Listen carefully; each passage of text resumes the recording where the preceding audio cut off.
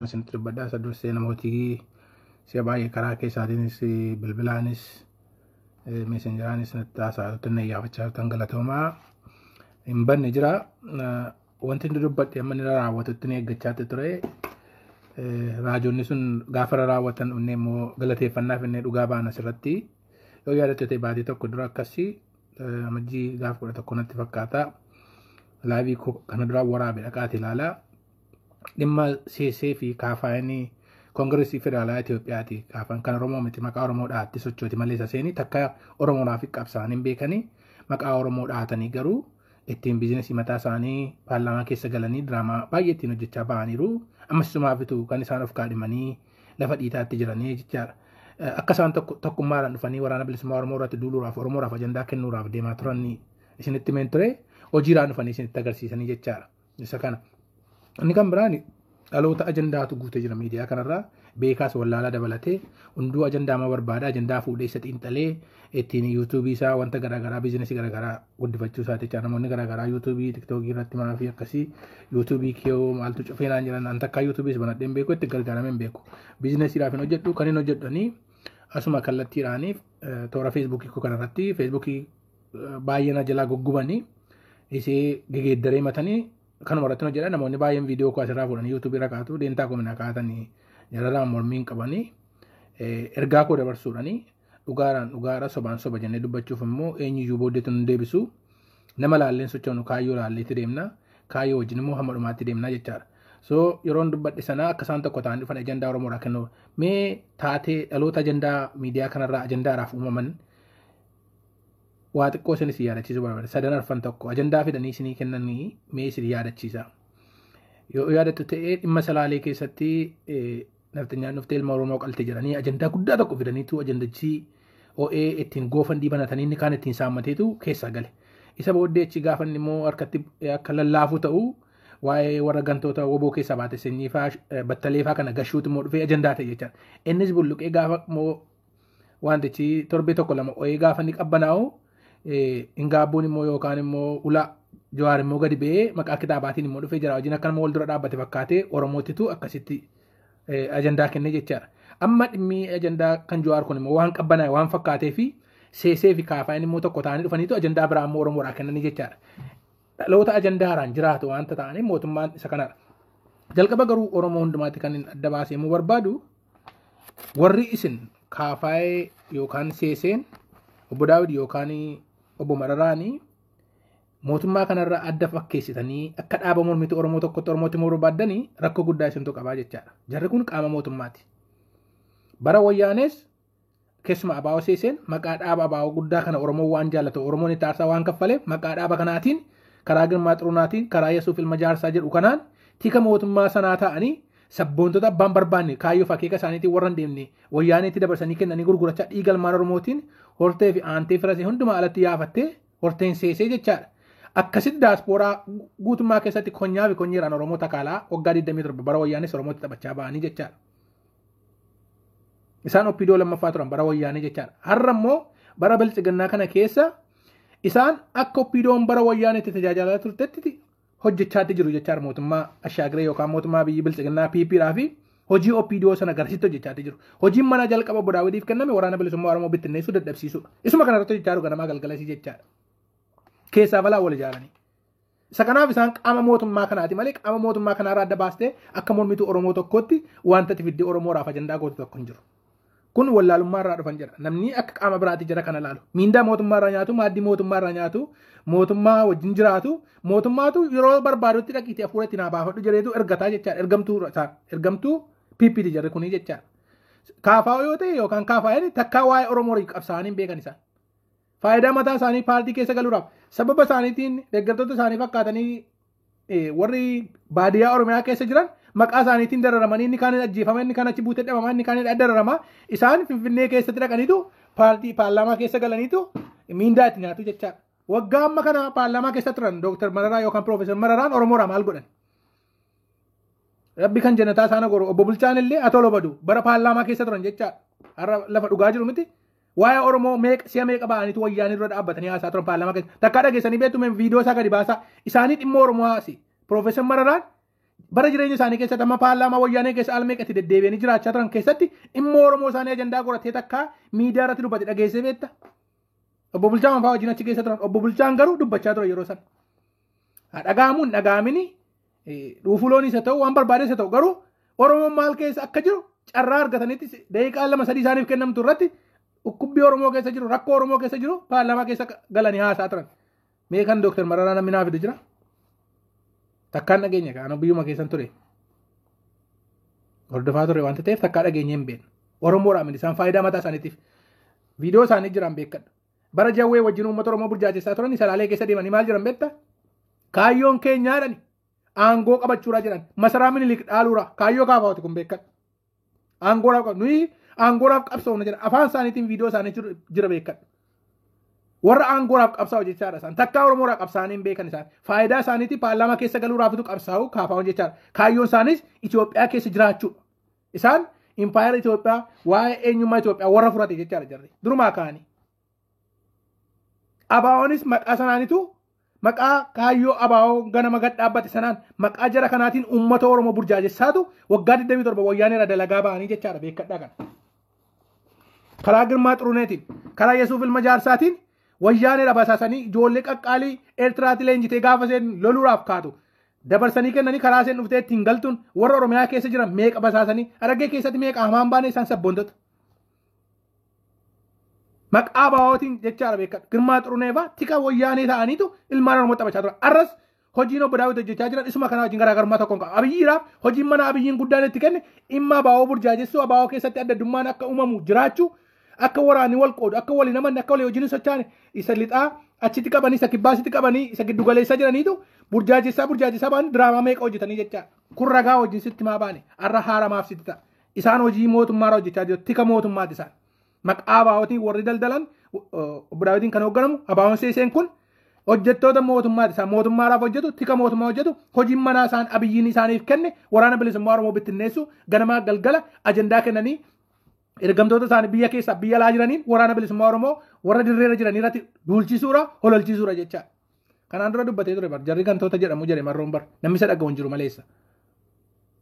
Jarri gantoota hattoota jedhamu. Isa maqaa abaa'ootiin konyaa fi konyeera waggaa 27 ilmaan Oromoo dararaa ba'anii itti taphachaa ba'anii har'a immoo maqaa kanaatiin maqaa karaa nagaatiin eega waa'ee nagaa ta'e waa'ee qawwee maaltu si gashi afaan qabattiin teessu waa'ee waraana bilisummaa Oromoo haasoo maaltu si gashi. Isa hooganteetta keessaa baateetta. Gantuu jedhamu beekadha. Ragaa isaa wajjin sitti hima. Kaayyoo adda bilisummaa Oromoo ganamaa sana kan gane isaanii 2018 waraana hin qabnu maal hin qabnu jedhanii galan. Har'a maal haara sitti fidare. Waraana isaan haasaa yoo ta'e warra shiftoota isaanii ijaaranidha. Maqaa goosaatiin horroo keessatti ilmaan Oromoo eenyu taphachiisaatti jira isaanii beekadha. Isaaniif gammachuu koloneel gammachuu ayyaanaatiif isaanii kan naqee faqqadaa ijaare. Faqqadaan humna qabaateeti kan inni horroo keessa jiraachaa jiru. Fanji isaan horroo keessatti awwaalanii diraama uummatatti wal nyaachisaa jiran beekadhu goosummaadhaan. Inni kun jaartee inni kun guduruu inni kun amuruu inni kun ajiguu. Walaloo irratti Dooktar Zalaalam jedhan isa kanaanitu faqqadaa achi keessatti goobensanii maqaa goosaatiin goosi tokko dudduuba jira goosni tokko immoo faallaasaa jira akkasitti goosa wal doorsisaatu shiftaa achi keessatti ijaaranii uummata horroo dhiiga boosisaatti jiru jecha biyya keessaa biyya alaatti dubbachuun danda'a warra biyya alaa jiran fira isaa biyya keessaa qabaniitu miliyoona tokko ergi miliyoona amma kana ergi jedhu maaliif goosa isaatu jalaa dhuma ka'a utuun jaallatiin afaan qabateetti erga hin dubbatu gadi ba'ee dubbachuu hin danda'u. Fanjii jarri kun awwaalaniin beekadha. Faqqadaa kan ijaare obbo Daawit ijaare kan naqee achitti bu'uureessee immoo dhagaa bu'uuraa lafa kaa'ee fi deebi'ee faqqadaa humna isee deebi'e koloneel gammachuu ayyaanaati. Gaafadha ummati dhiiga boo'eetu OMN araata biyyoolessaa Oromiyaa irratti dubbachaa turan baradhu. Achi keessatti waan faqqadaan isaan godhaa ture. Lafa mootummaan maqaaf irraa kaasitee jettee birrii miliyoona tokko laattee bakka sechaaramu warshaa sukkaaraa sanaa wal qabatee jecha uummata sana irraa qe'ee keessa deeme kan irraa funaanee miliyoonaan irraa guuraa ture hiyyeessa jechaara. Qe'eef qabeenya isaa irraa jarri barbadeessitee akka beenyaatti kaffaltee filee kan irraa guura eenyudha. Faqqadaati irraa guuraa ture takkaa dubbatanii beeku. Uummati naannoo sanaa ragaara beekaa gadi ba'anii dubbatanii miidiyaarratti namni isaan dhaga'een jiru. Fanjii isaan kun awwaalanii uummati sun irra dhiiga bu'aa jiraata ba'a. Nafxinyaa garasi kanatti taphachiisaa jiru jara kana jecha abaa'oo seeseetu achi keessatti fanjii goosummaa gandaan awwaaltee jecha goosaan akka wal dura dhaabbatu. Har'a immoo waa'ee qabsaa'otaa dhufaniitu hawaasa mariisinne maaloo mariisinne keessaa falaan neetwoorkii isaanii jechaadha warra mufattootas taaksii foorsii keessaa harcaatota kana walitti corrataniitu jechaadha. Abaa'oo Oboonis rakkoo mataa isaa danda'e qaba isa gara dhumaa irratti isiniin kaasa. Diraamaa isaan daasporaa keessatti hojjechaa jiran jarris. Hamma yoomitti Oromooti taphachiistu isin.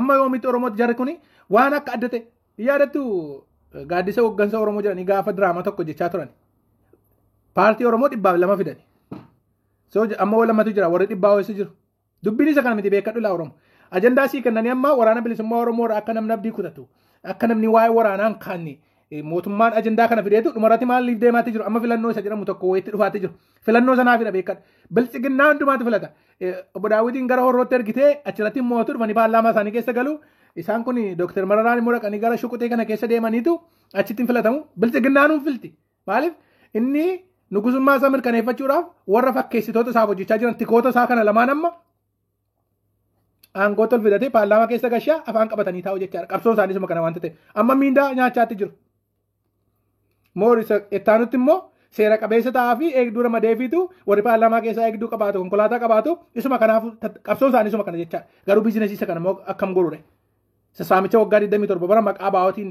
dhiiga ilmaan Oromoo dhangala'oo dhiiga qabsaa'otaarra dhaabbatanii firaafaantii gadi yaafatanii saammachaa ba'anii Ugaandaa keessatti kaampaanii gara garaa banatanii tiraaka Saawus Sudaanii achi gidduu hojjisiisaa isa kaan gastaa osii banatanii diraamaa hojjetan kan inni immoo itti irra taqa kanaafuu asii immoo daasporaa keessaa konyaasaa waggaa 27 jaarratan konyeetti Oromoo gashateetu har'allee kan abaawoo boorratti dhufanii diraamaa hojjetu jechaadha.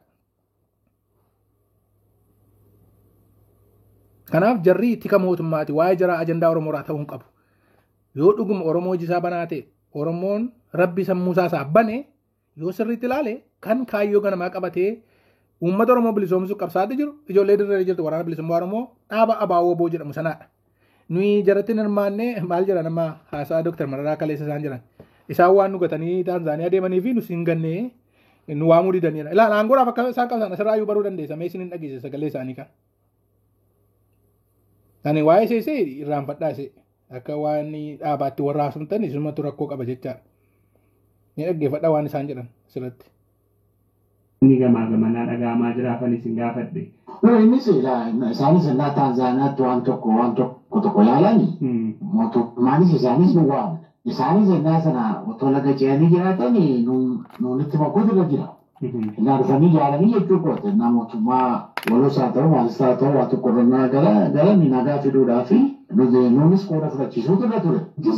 Isaan achitti dhimma asitti kophaa keenya duwwaa mootummaa walammannee jiraachuu dandeenya jedhan kanaakoon qaban.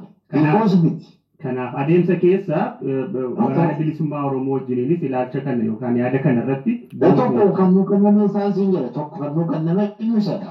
Nagaa fiduu jechuun isaanis lolaa dhaaban jechuudha. Lolaa dhaabanii maqabii keessaa galanii dirbee keessaa galanii gara fuulduraatti immoo mootummaa wala Oromoo uumamu keessatti nagaa eegduu daangaa eegduu akka ta'an jennu isaaniifis. Isaan egaa amma akka yaada isaaniitti Dr. Mararaan dhufanii aangoo qabataniiru waraana bilisummaa Oromoo dhiiga isaa dhangalaasee lafee isaa caccabsee bilisummaa Oromoo irraa fidu kan ammoo waardiyyaa daangaa godhanii lafa kaa'ataniiru jechaadha. Isaaniif gaardii isaaniif ta'u jechaadha akka yaadaatti. Dr. Mararaa gaaffii tokkoon isin gaafadha. Ishee kana keessaa kutaa Dr. Mararaa erga. Kan Profeesar Mararaa Guddina gaaffii tokko isin gaafadha.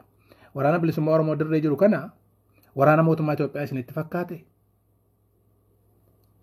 Warra barumsa malee waraana Itoophiyaatti dabalamee makkalaakaa Itoophiyaa ta'u milishaa ganda keessaa kashalabbee magaalaa keessaa coranii makkalaakaa yookaan raayyaa ittisa biyyaa godhan sana isinitti fakkaate waraanni bilisummaa Oromoo. Akkuma keessan kan barate Profeesaratu dirreerra jira. Profeesara yuunivarsiitiidhaa barsiisaa turetu dirreerra jira. Dooktara hospitaala keessaa hojjechaa turetu dirreerra jira. Hayyoota Oromooti warri dirreerra jiran. Akka keessan miidiyaatti ba'anii maqaa paartii Oromootiin paarlaamaa keessa galanii beekan garuu. Hayyoota akka kanaatti dirreerra kan jiru. Hayyoota isin garasitti Profeesarummaa isin garasii kan qabantu hayyummaa isin garasii kan qabantu dargaggeessa akkasiitu dirreerra jira. Kashalabbee waraana makkalaakaa Itoophiyaa isinitti fakkaate waraanni bilisummaa Oromoo.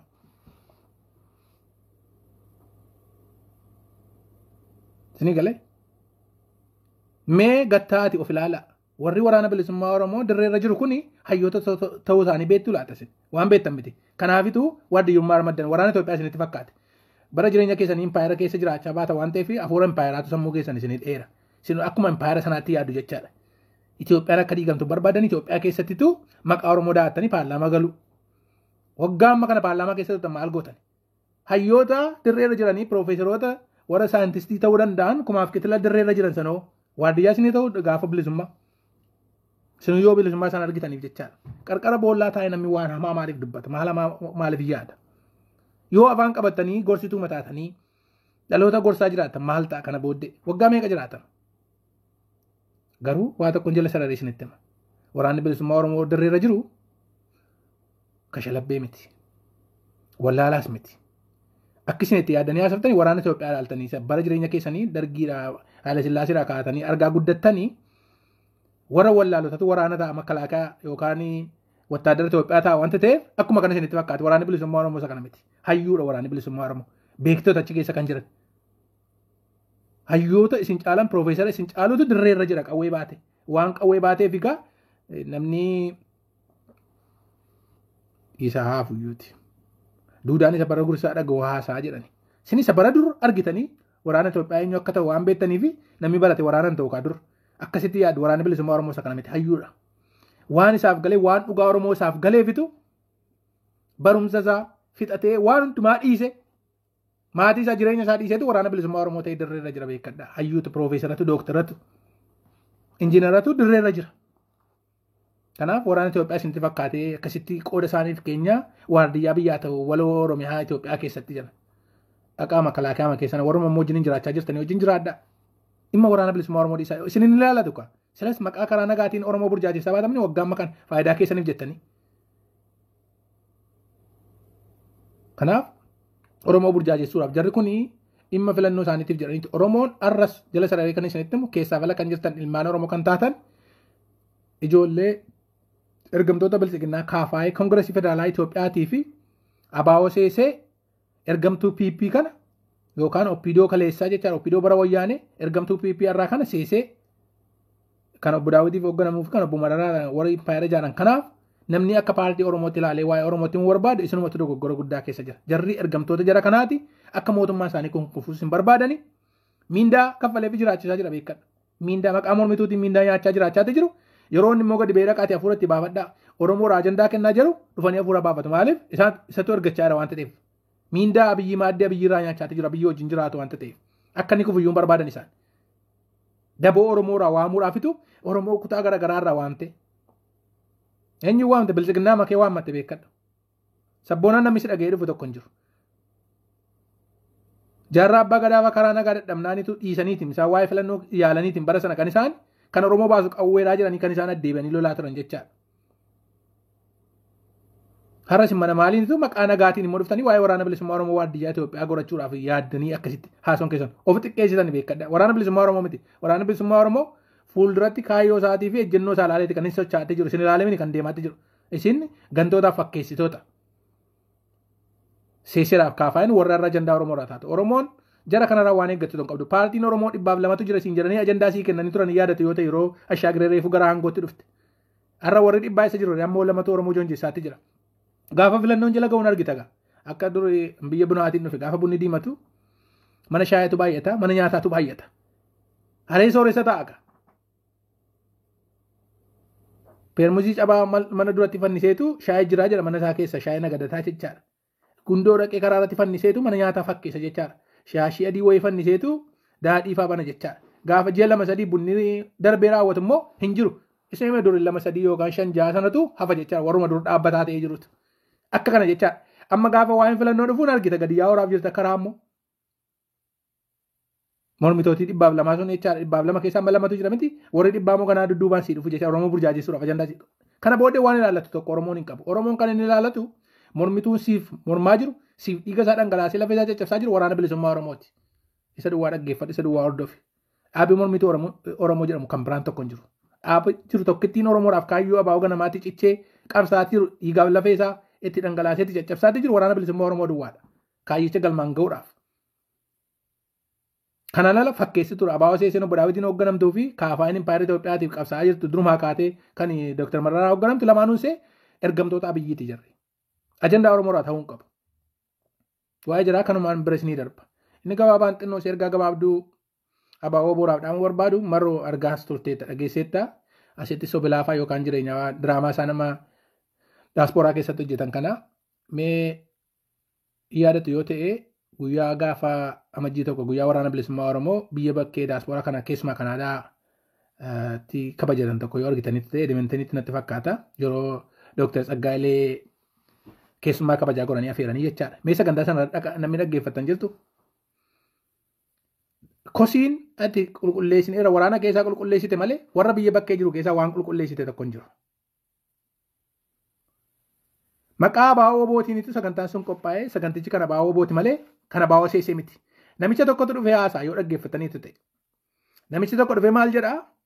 Sagantaa sana irratti sagantaa baawoo boo qopheessa irratti namoonni tokko miidiyaa irratti ba'aniitu dhaabaa fi waraanni kun gargar beera jedhaniitu haasa'u.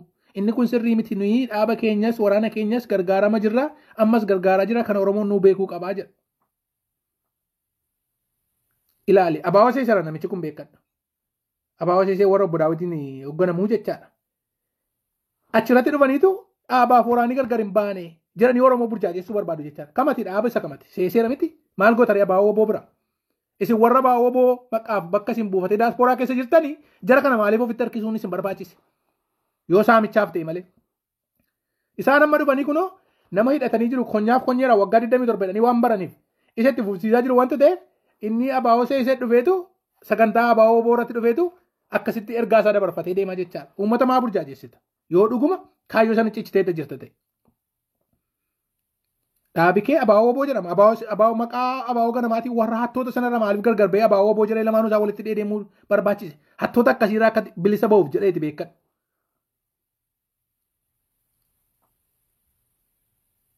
Isin garuu walitti maxxanii deemaa jirtan malee akka midhaan karattuu beektu midhaan karattuu qamadii qabaa, boqqolloo qabaa, xaafii qabaa, buna qabaa, lejoos qabaa waan hundumaa walitti makeetu qalxiitii matti qabataa hareewwama qabuutu itti naqaafii deema jechaadha.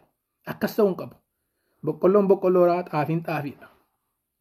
Qodaa garaagaraa keessa jiraachuu qabu. Waliin makanii deemuun hin ga'a. Kanaaf diraamaa akkasii Oromoo irratti hojjechuun isin barbaachisu. Yoo dhugumaa kaayyoo abaawoo wobootti amante kaayyoo abaawoo ganamaatti amante warra maqaa abaawootiin uummata Oromoo daasporaa keessaa burjaajessu sagantaa kee kamirratti iyyuu waamuu hin qabdu. Sobilaafan nageessanii jireenya nageessanii yoo dhuguma kaayyoo sanatti amante yoo molakkii waliin makeema fuudhee deema uummaticha burjaajessaa masaamachaa deemna jette itti fufi. Ati sattuura ati gantuura jaraa wajjin hojjettaa jechaadha. Kanaaf sagantaa abaawoo boorratti warri abaawoo seesee kamillee argamuu hin danda'u hin qabdu. Hattuura waan taateef. Waggaa 27 saammatteetti har'a saammachaatti jetti hin ga'a. Abbaan barbaade nama tokko lama maan ta'in kaayyoo abaawoo ganamaa sanatti kan amanu waamicha abaawoo waboon godhatu daasporaa keessaa dhufee argamu tokkosaa argamu lamasaa argamu ergaa kee dabarfadhuu deeme. Gargaarsa daasporaa miti waraana bilisummaa Oromoo Oromiyaa keessa kan jiraachisu. Gargaarsi daasporaan ji'a ja'a walitti qabu waraana bilisummaa Oromoo torbee tokko nyaachisuu hin danda'u. Waraana bilisummaa Oromoo warra dirree Oromiyaa irra jiru. Hirkattummaa daasporaa deemanii kan inni jiraachaatti jiru. Rasaasa wayii bituu fi dandeessaa. Tarii kophee tokko lama sadii bituu fi dandeessaadha malee siin miti waaqaa gaditti kan waraana bilisummaa Oromoo baatee deemaatee jiru uummata Oromoo qe'ee Oromiyaa irra jiraatu. Kanaaf waan badaa isin gabbaru isinitti hin fakkaatin. Garuu faayidaan keessan walitti hidhataa qaba yookaan akkuma neetwoorkii abaawoo seesee kaleessaatii maqaa abaawoo bootiin immoo diraamicha hojjenna yoo jettanii itti fufa. Kanaan ala garuu abaawoo seeseen kamillee sagantaa abaawoo booratti dhuftee ergaas akkasii dabarfachuu danda'uu hin qabdu. Dhaqaati dhaggeeffadhaa. Sagantaa Dr. Tsaggaayeen irratti argame irratti namichi abaawoo seesee bakka bu'ee dhufe tokko nuyi waraanaa wajjin gargar hin baane jedhe. Eenyuun lallabachaa jira abaawoo seeseedha kan inni machaatti jiru jechaadha. Jarri warra hayyoo ganamaa nuyi ganamaa kaaneetu itti jirraa. Maqaa ganamaatiin nu joonjessaa baataniitu bara. Amma garuu guyyaa isinitti golgolaa'e. Isin dukkana kana booddee Oromoo burjaajessuu hin jiru keessaa falaan waraanni bilisummaa Oromoo akkuma keessaa qulqulleesse isin warri daasporaa keessa jiran maqaa abaawoo bootiinis sochoona hojjenna jettan abaawoo seesee wajjin hojjetu taatan garaagarummaa tokko hin qabdu jechaadhaati. Kanuma isin jira jabaadhaa waraana keessan bira dhaabbadhaa. Abaawoo awaaru oboon awaaru abaawoo wajjin fuuldurri keenya ifaaraa. Ijoollee keenya dirree irra jirtu biraa dhaabbannu karaa dandeenyu hundumaatiin sagalee taanuu fi burjaajessitoota maqaa qabsoo Oromootiin Oromoo burjaajessan akka kaafaa'ee obbo Mararaaraan hoogganamuu fi abaawoo seesee obbo Daawwitiin hoogganamu isaan ergamtuu bilchiginnaati PP deeggaru jara kanarraa of eeggadhaa.